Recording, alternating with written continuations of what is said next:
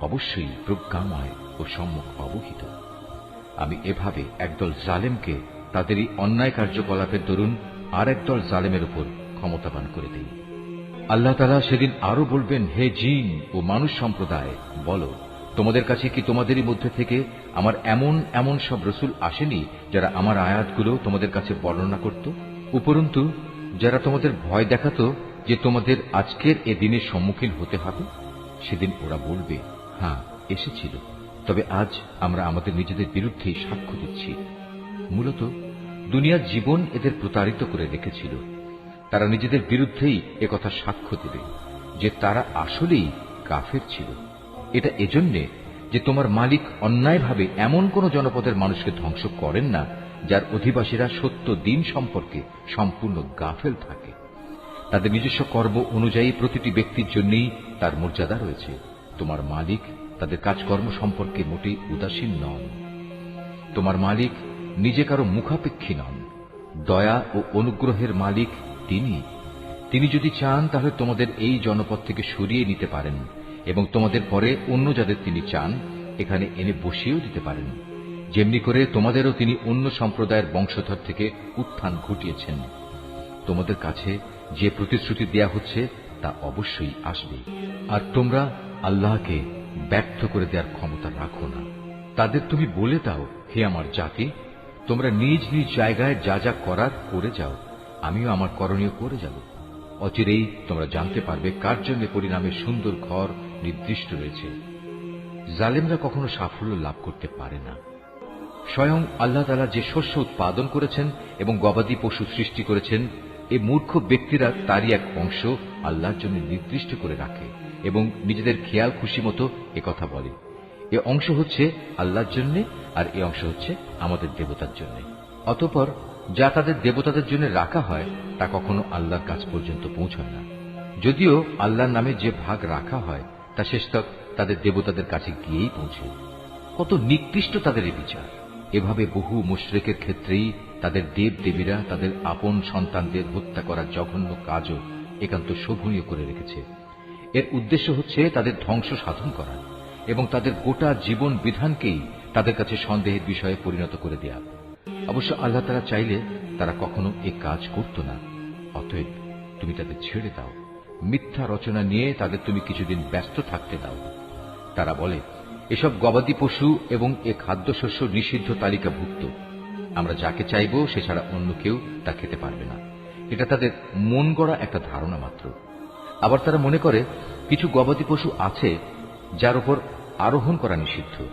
আবার কিছু গবাদি পশু আছে যার উপর জবাই করার সময় তারা আল্লাহর নাম স্মরণ করে না। আল্লাহর উপর মিথ্যা রচনা করার উদ্দেশ্যেই তাদের এসব অপচেষ্টা। অচিরেই আল্লাহ তাআলা তাদের এই মিথ্যাচারের জন্য তাদের যথাযথ প্রতিফল দান করবেন। তারা বলে, এসব গবাদি পশুর পেটে যা কিছু আছে তা শুধু আমাদের পুরুষদের জন্য নির্দিষ্ট এবং আমাদের স্ত্রীদের জন্য তা হারাম। তবে যদি এ পশুর পেটে মরা কিছু থাকে তাহলে তারা নারী পুরুষ উভয়ই সমান অংশীদার। আল্লাহ তাআলা অতি শীঘ্রই তাদের এ ধরনের উদ্ভট কথা বলার প্রতিফল দান করবেন, কেননা তিনি হচ্ছেন প্রবল প্রজ্ঞাময়, তিনি সর্বজ্ঞ। অবশ্য যারা নেহায়েত নির্বুদ্ধিতা ও অজ্ঞতার বশবর্তী হয়ে নিজেদের সন্তানদের হত্যা করল এবং আল্লাহ তাআলা তাদের যে রিজিক দান করেছেন তা নিজেদের উপর হারাম করে নিল, আল্লাহ তাআলা সম্পর্কে নানা ধরনের মিথ্যা কথা রচনা করল, এসব কাজের মাধ্যমে নিঃসন্দেহে এরা সবাই দারুণভাবে ক্ষতিগ্রস্ত হয়ে গেল। এরা কখনো সৎ পথের অনুসারীদের দলভুক্ত ছিল না। মহান আল্লাহ তাআলা, যিনি নানা প্রকারের উদ্যান বানিয়েছেন, কিছু লতাগুল্ম যা কোনো কাণ্ড ছাড়াই মাচানের উপর তুলে রাখা হয়েছে, আবার কিছু গাছ যা মাচানের উপর তুলে রাখা হয়নি, সেও কাণ্ডের উপর তা এমনিই দাঁড়িয়ে আছে।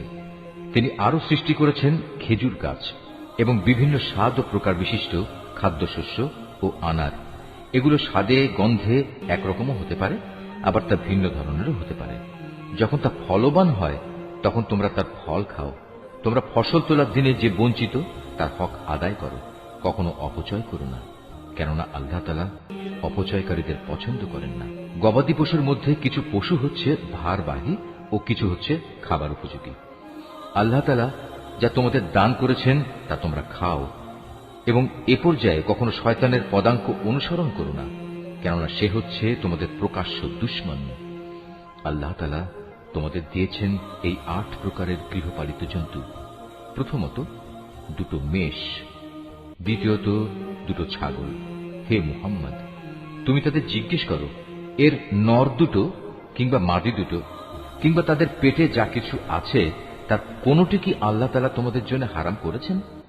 তোমরা আমাকে প্রমাণ সহ বলো যদি তোমরা সত্যবাদী হও। তৃতীয়ত 2 উট, চতুর্থত 2 গরু। এর নর 2 কিংবা মাদি 2 কি আল্লাহ তাআলা হারাম করেছেন, অথবা এদের উভয়ের পেটে যা কিছু আছে তাকে তিনি তোমাদের জন্য হারাম করেছেন? আল্লাহ তাআলা যখন এ আদেশ দিয়েছিলেন তখন তোমরা কি সেখানে উপস্থিত ছিলে? অতঃপর তার চাইতে বড় জালেম আর কে হতে পারে, যে মানুষকে গোমরা করার জন্য অজ্ঞতাবশত আল্লাহর নামে মিথ্যা কথা রচনা করে? নিশ্চয়ই আল্লাহ তাআলা সীমা লঙ্ঘনকারী সম্প্রদায়কে সঠিক পথে পরিচালিত করেন না। হে মুহাম্মদ, তুমি এদের বলো, আমার কাছে যে ওহী পাঠানো হয়েছে তাতে একজন ভোজনকারী মানুষ সাধারণত যা খেতে পারে তার মধ্যে এমন কোন জিনিস তো আমি পাচ্ছি না যা হারাম করা হয়েছে।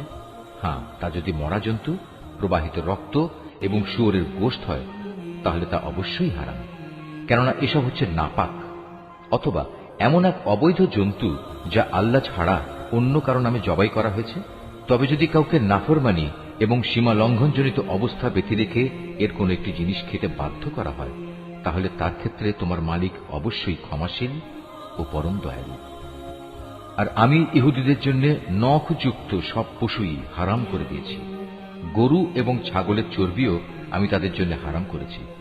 তবে জন্তুর চর্বির যা কিছু পিঠ, আঁত কিংবা হাড়ের সাথে জড়ানো থাকে তা হারাম নয়। এভাবেই এগুলো হারাম করে আমি তাদের অবাধ্যতার শাস্তি দিয়েছিলাম। নিঃসন্দেহে আমি সত্যবাদী। এরপরেও যদি তারা তোমাকে মিথ্যাবাদী বলে তাহলে তুমি বল, অবশ্যই তোমাদের মালিক এক বিশাল দয়ার আধার।